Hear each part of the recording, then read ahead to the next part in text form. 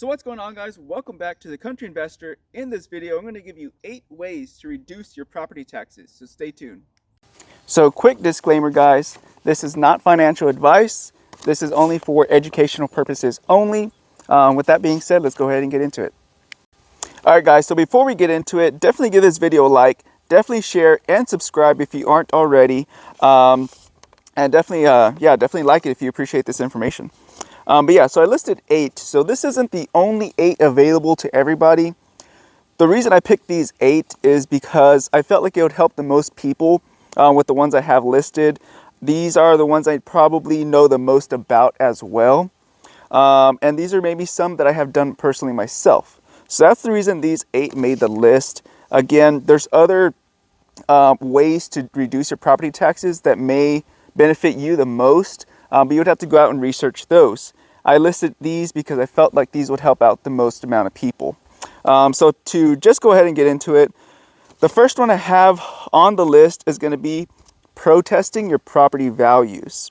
So I have personally done this. So I believe it was 2020, 2021. There's a huge property tax hike. And what I did, I had to go in and protest them. So when you protest them, you go and you get a form at your appraisal district. You list all the properties you have. So I have multiple properties. So all my properties just skyrocketed in value apparently, right? So of course the city, the government wants their money as well. So this was going to cost me thousands of dollars of extra money that year. So I did protest them. Like I said, you basically get a form, list all your properties on there, and list the reasons why you think they aren't appraised correctly. So I had a lot of good information that I was going in with, and basically what they're going to do, they're going to put you on a hearing. It's going to be you, you're going to have the appraisal district, and then you're going to have some county seats there as well. And you can't just go in and be like, oh, I don't think my property is worth $100,000, like you say it is. I think it's worth 50. You're going to have proof. You're going to have some documentation. You're going to have some relevant information on what the facts are, what you're stating. You're going to have to give proof of why you think it's worth 50 and not 100. So just letting you know, you're going to have to do a little bit of research, a little bit of work on this. But it can save you thousands of dollars if you have multiple properties, just FYI.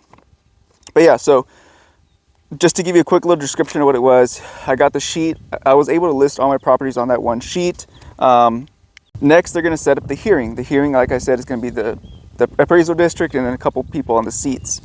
And you're just going to basically state your argument as to why you believe it's worth what it is and provide actual evidence as to why you believe it is what it is.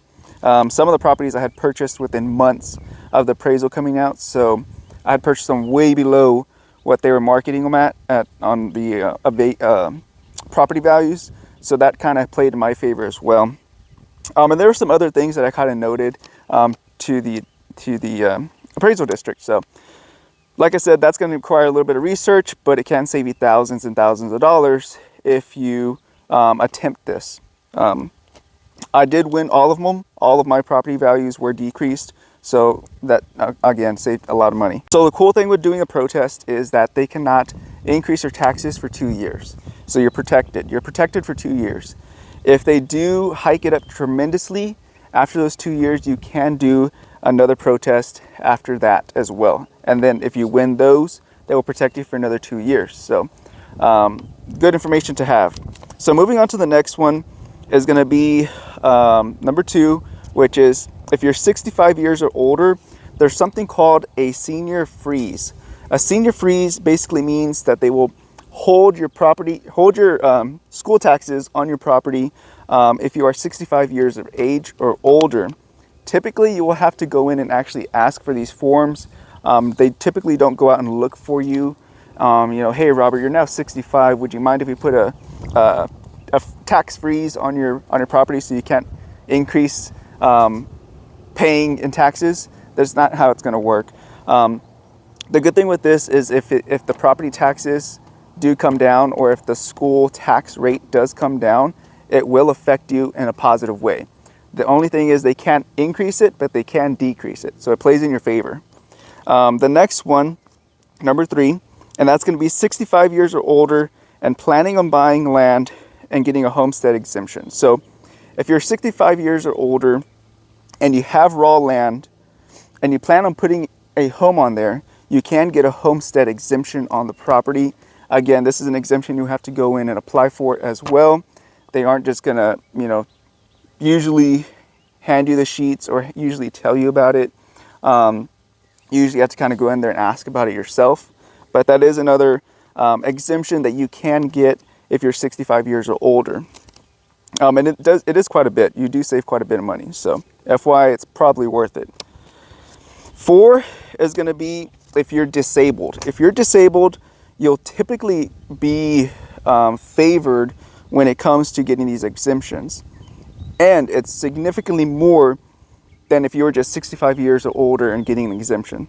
Because if you are disabled and you have raw land and you put a homestead on there, you put a home on the property, or at least if you plan on putting a home on the property, this is probably one you're going to be wanting to look at because, one, you're going to get the homestead exemption. You have raw land, you're building a home on there, you're going to get a homestead exemption if you apply for it.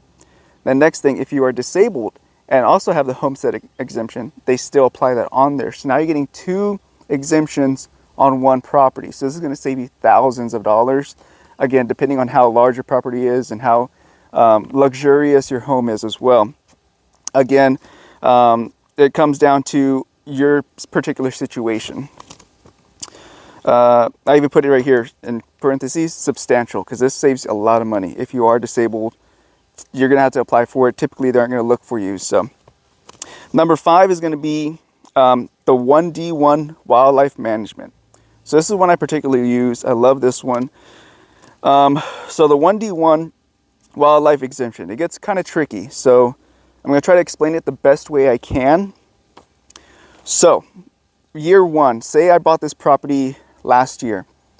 I need to be on a 1D1 open space exemption first before I can roll this property over to wildlife management exemption. Let me say that again. If I just purchased this property has to be on a 1D1 open space exemption for 1 year prior to me being able to apply for the wildlife management exemption. Okay? But on top of that, if you want a 1D1 wildlife management exemption, you have to have at least 16 acres.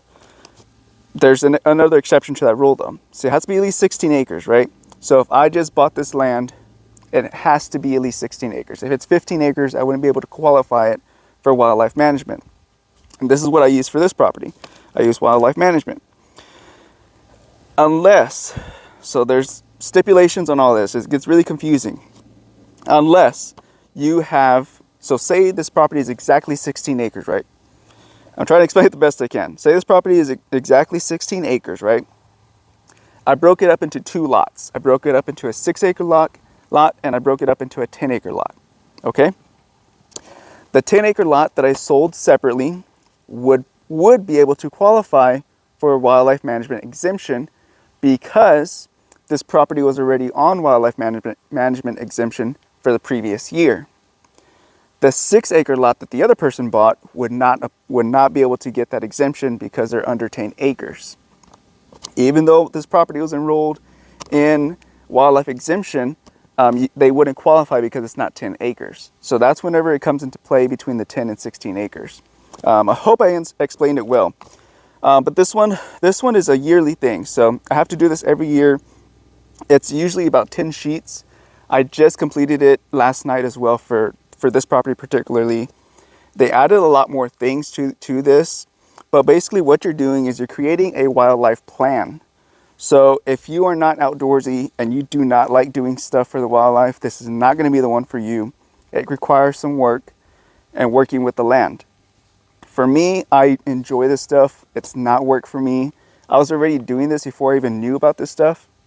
And they are going to ask for proof. They're going to ask for proof or evidence that you are actually doing what you say you're doing on paper, which the YouTube videos help in my case because people could just watch what the heck I'm doing, right? But yeah, so here you have the options of making like food plots, adding a new water well, doing hinge cuts. You can do road maintenance, fence maintenance. creating quail habitat.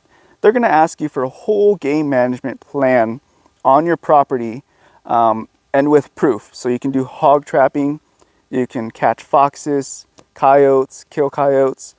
All this, it's called predator protection or predator something. I forgot what they call it on the list. Predator control. They call it predator control. That's another aspect of this program you can get. You're going to have to fill out at least a couple. I believe there's like eight or 10 of these little sections. You're going to have to fill out more than one or two. And again, there's going to require proof that you are doing what you say you're doing. So this is done through the Texas Parks and Wildlife Department, and then it's also sent over to your city appraisal district. But again, this is going to be for those who enjoy the wildlife and plan on promoting a healthy, sustainable land, recreational area, whatever you want to call it. You can still hunt on your property. It's not like a conservation where you can't hunt or anything like that. You can definitely still hunt your property. All they ask is that you report how many bucks or does you've taken. If you're sitting in stands, they want to know, how many deer are you seeing? What's the ratio? Things like that, and the overall health of your wildlife. Typically what they're going to ask about is going to be your turkeys, your deer, your quail, and rabbit, small mammal population, things like that. Those are the ones that they kind of keep an eye on. And they ask you, obviously, to be truthful doing this. They can't go out there and count all this stuff for you, but they are going to want to ask proof. So just, know about that. But yeah, this is a great one. It reduces your taxes significantly. So definitely consider it. So number 6 is going to be a 1D1 open space. So we just talked a little bit about it on number 5 with the 1D1 wildlife management. The 1D1 open space opens up more avenues for more people, because now you're not just focusing on wildlife management. You can do any kind of agricultural activities, whether you're farming or timber or any type of crops and things like that. This is going to be the one you want to look at. It's going to be the 1D1 open space. This also will significantly drop your taxes if you're using the land in an agricultural setting or application. This is going to be the one you want to consider. It will drop your taxes a lot if you do enroll in this. So 7 is going to be, I have a lot of veterans who watch the YouTube channel, and it's going to be veterans. If you're a veteran, there's a lot of exemptions you can apply for. Just go to your local appraiser's office, ask them what is available for veterans to reduce their taxes, or what kind of exemptions are there available for me as a veteran to reduce my property taxes. Again, these are typically things that they're not going to come knocking on your door and be like, hey, do you want to reduce your taxes? No, it doesn't work like that. So there's a lot available for veterans. You just have to go out and search. Too many to list for me here on the video, but just know you can go in there and ask and tell them, hey, I'm a veteran. What kind of exemptions are there for me and my property taxes? The 8 is going to be the final one. Probably some of the most common ones that people use here in Texas. And that's going to be using cattle, sheep, goats, and even beehives on your property to gain an agriculture exemption for your property. This is great if you have raw land and you just don't want to be paying those property taxes every year, or those high property taxes every year. For cattle, you do have to have 5 years of been doing this before you can just enroll. You can't just buy the property today, never had cattle on it, and be like, hey, I want to be a cattle rancher and have cattle on there. Typically, that's not how it works. I don't know any other way around it, to be honest with you. But yeah, so the cattle is going to be a little bit more trickier. You're going to have some capital up front to purchase the cattle, unless you have a really, really good friend. But yeah, the bees, that's one that a lot of people I see doing.